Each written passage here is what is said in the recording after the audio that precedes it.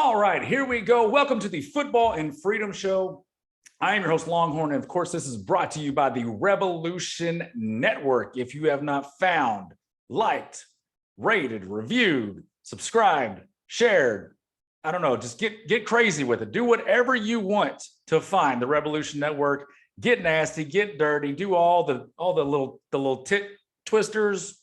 I mean, finger banging. I don't care. Do whatever you got to do. Just find the Rebelution Network, because when you do, you get this show, the Football and Freedom Show. You get the I Mean It Show with Bo Cephas. You get the Bastards of Babylon, which is blowing up all over the internet. And of course, you get FGH, the Football Glory Hole, which kicks off shortly. We got football right around the corner.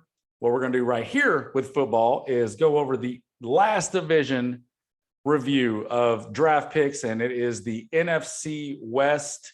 I will do that at the end of the show. First, let's start with the freedom part. And, you know, like clockwork, you're never short of material in this world. And Washington Redskins, and yes, I do still call them the Redskins coach, assistant coach, probably defensive coordinator, I would assume, Jack Del Rio, stepped into it a little bit.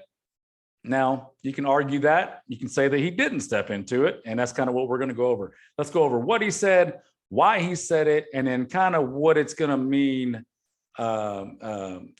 dig into what he actually said and what it means a little bit. So what he said is he was presumably asked, I don't know why he would just bring it up on his own, because who does that, about the January 6th bullshit shit show that's going on actually right now. So and no one's watching that. Like, I mean, CNN is pissed off that Fox isn't showing it, but whatever.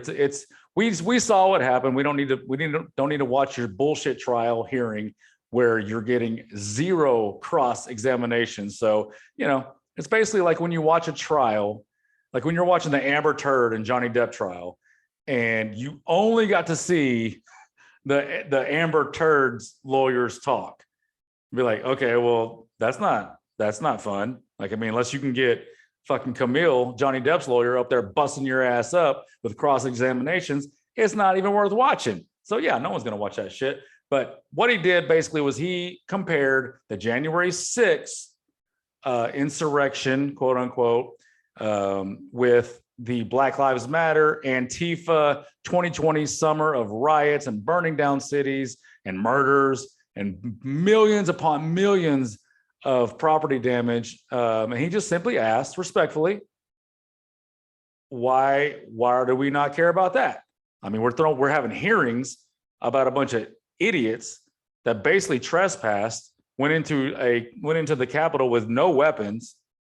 I mean, we're having hearings, national hearings of prime time coverage, baby. So when are the hearings for, you know, all the rioting that happened, the businesses, the hundreds of businesses that burned down to the ground, the murders, the actual killings that happened? Oh, we just don't care. So anyways, that was his question. Now, why he said it, again, I don't know. Was he asked? Was it just burning inside of him? He had to get it out. I don't know. But to that point, you know, if you're a person that says, look, LeBron James, Steve Kerr, whoever, Greg Popovich, like whatever, like if you're one of those people that says, just do your job and keep all the politics out of sports, that's fine. Then you have an argument. You can tell Del Rio, just shut up, coach football, and do your job. Now, if you're like me and you believe that no matter what your job is, you have the right in this country to have an opinion. Now, you can argue, is it smart to bring something up like that at your job? You know, whatever. Like, I mean, people take politics seriously. People take their country seriously. And you know, when hypocrisy shows its ugly face, people do like to point it out. But here's the deal: if you're gonna dip your toes into that water, you're open to criticism. You're open to questions. You know, so like, because I think that you are okay to bring that up. Well, when LeBron James talks out of his fucking ass and has no clue what he's talking about on a multifaceted of things in the political sphere, you're open to criticism, and we can say, hey, dumb, you have no idea what you're talking about. Steve Kerr, same thing. When he basically stood on the graves of all the dead kids in Uvalde, Texas, and said, "Hey, all you political conservatives, you're stopping this. We could end this right now if you would just vote our way." Because we all know that when you get the government involved in anything, it fixes all the problems. Just like that. Government problem solved, over, done. So again, that's the kind of why part. Now, how is this going to unfold? And this is the part where it gets a little tricky. So he said the statements and kind of walked them back. I mean, whether he was forced to put out a statement, that's probably likely. They said it blew up a little bit, and Washington, let's face it, they're a franchise that's under a little scrutiny. You might say, with the owner, with the name change and all the shit that's going on with them. So it was probably like, hey, you might want to just walk this one back. He did, unfortunately. You don't have to. He said nothing wrong. He's just asking questions. I would have forced him to fire me, because then you can sue him and you'll go down that whole rabbit hole. But he walked it back. And here's the deal. It doesn't matter. They're not going to be satisfied with your apology. They don't give a shit. So hasn't happened yet. This is being recorded on, what is today? Today is the 9th. So on the 9th, as of now, he's not fired. My prediction, like it always happens, they don't care about your apology. It's going to grow and grow and grow. People are going to push and how can you have a racist, a white supremacist, January 6th apologist on your team? He needs to go, and he'll get fired. He'll get fired. So I fully expect Jack Del Rio to get fired. Unfortunately, he could have stood his ground, got fired, sued him. What's going to happen now is he's just going to, backpedal, apologize, and still get fired. So reason number 992 million, don't apologize. Unless it's something you actually did wrong, don't apologize. Stand by what you said. You said nothing wrong, and it is what it is. Whatever. Let's get to the football part. That part is it's heavy. So let's get to a little light thing, a little fun thing to talk about, and that is the draft classes of the NFC West, a very good division. Let's start with Arizona. Arizona's got some issues going on, don't they? Is a little circus midget going to play? Is he not? I don't know. We'll see. But if he does play, this is the new list of characters he has coming into play with him. Second round, they didn't have a first round pick. That's right. They brought in Marquise Brown, wide receiver from Baltimore. So their first pick was in the second round. Trey McBride, Colorado State tight end. Cameron Thomas, San Diego State defensive end. Majai Sanders, Cincinnati defensive end. Keontae Ingram, running back from USC. Letitia Smith, Virginia Tech guard. Christian Matthew, what does that say? Valdosta State, okay, cornerback. Jesse Laquetta, Penn State outside linebacker, and Marquise Hayes, Oklahoma guard. Not a bad class overall for not having a first-round pick. I really like this. I'm going to give this a solid B. Cameron Thomas in the second round. This is one of my favorite defensive end prospects. He's going to come in and splash right away. Trey McBride, I don't like that at all. That's a horrible pick. Their second round, their first pick was fucking horrible. But after that, it gets really good. Keontae Ingram, running back. A couple of guard prospects that are going to come in and push for time and be potential future starters. So not a bad job by those Arizona Cardinals. Now let's move on to, no, I don't want to do them. Let's go in alphabetical order. Let's go to the Rams. The Los Angeles, I never have first or second round pick, Los Angeles Rams. All right, we'll start in the third round because that's what we always do with the Rams. Logan Bruss, Wisconsin guard. They like their Big Ten. They like their Big Ten offensive linemen. I don't know what to tell you. Jacoby Durant, South Carolina State cornerback.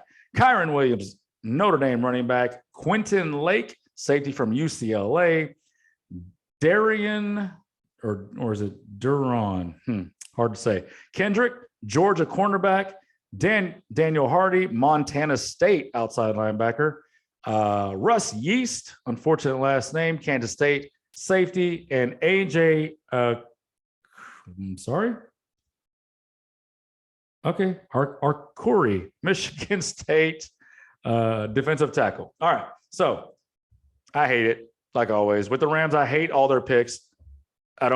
They run off a different board, it seems like, but they always find solid future starters in these late rounds. So I have to be honest with the way I'm grading. So I'm going to give it a C minus, but don't be surprised if in the future there's at least 2 starters and 1 really good player out of this shitty haul. All right, moving on to the Seattle Seahawks. And let's go down the list. Charles Cross, Mississippi State offensive tackle. Boye Mafe, Minnesota outside linebacker. Ken Walker III, Michigan State running back. Abraham Lucas, Washington State offensive tackle. Kobe Bryant, Cincinnati cornerback. Tariq Woolen, UTSA cornerback. Tyreek Smith, Ohio State defensive end. Bo Melton, Rutgers wide receiver. And Derek Young. Oh, my God. Lenore Ryan. You ever heard of that college? Yeah, neither have I.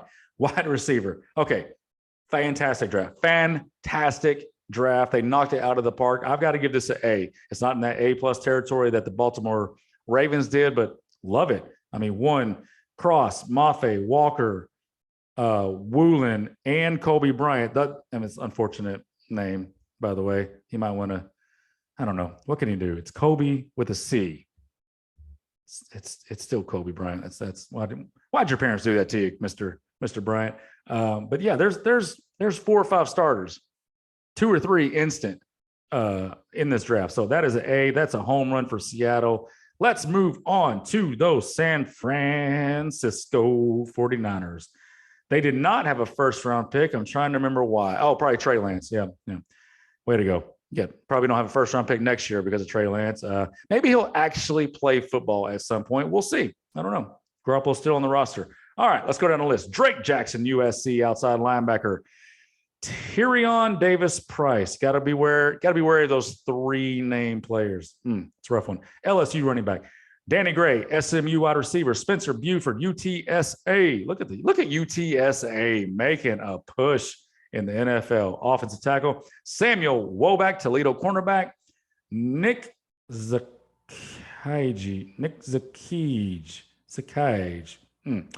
Fordham tackle. Again, these names, I'm over them. You know what? K Davis. I'm not going to pronounce your first name. UCF defensive tackle. Tariq Castro Fields, another 3-name player. Penn State cornerback. And Brock Purdy. We all saw him play. He's got the kick-ass bandana and the spiky hair. Quarterback for Iowa State. Without a first-round pick, this is a really good haul. Really, really good haul. I see 2. Well, they have a really good team. Here's the deal. San Francisco has a really, really loaded roster, so it's hard to judge it based on instant plug-in starters. But I love Drake Jackson. Drake Jackson was one of my favorite pass rushers in this draft. Don't be surprised if he is a future Pro Bowler in this league. And they got him in the 2nd round. So home run there. Bunch of depth players outside of that. But, they're good at developing young players. And they certainly, with this list of colleges that they draft from, they certainly took the small school teams. SMU, UTSA, Toledo, Fordham. And that's it for the small school. So I'm gonna give this a B, just a solid B. Nothing wrong with that, especially since they didn't have a first-round pick. All right, that is gonna wrap it up for this episode of the Football and Freedom Show. If you have not subscribed and followed the Rebelution Network, you need to do it. For our audio-only listeners, if you go to Apple, Spreaker, SoundCloud, wherever, my buddy Bo Cephas makes sure we're on everywhere and anywhere you get your podcast. So for audio only, if you go subscribe to the Football Glory Hole, you will get these shows in your feed. The Football and Freedom Show, the I Mean It Show with Bo Stevens, and the Bastards of Babylon. They will all fall into your feed if you subscribe to the Football Glory Hole on the audio-only platforms. If you go to YouTube and Rumble and you like to watch your shows as you're listening, and you get to see our pretty faces up here putting out all this awesome content, then you can subscribe to the Rebelution Network, and you will find all the shows in that feed, minus the Football Glory Hole, which is a audio-only platform. So that's how you find us. Please do continue to grow the shows. The Bastards of Babylon is just taking off. I'm so happy that people love that show. It's unique. It's different. We're trying to fight this woke. We're trying to fight the woke any way we can. I'm glad you like it. Keep liking it. Keep sharing it. Keep following. And until then, I will see you next week. Stay hard. Stay hungry. Join the Rebelution. And if you come on.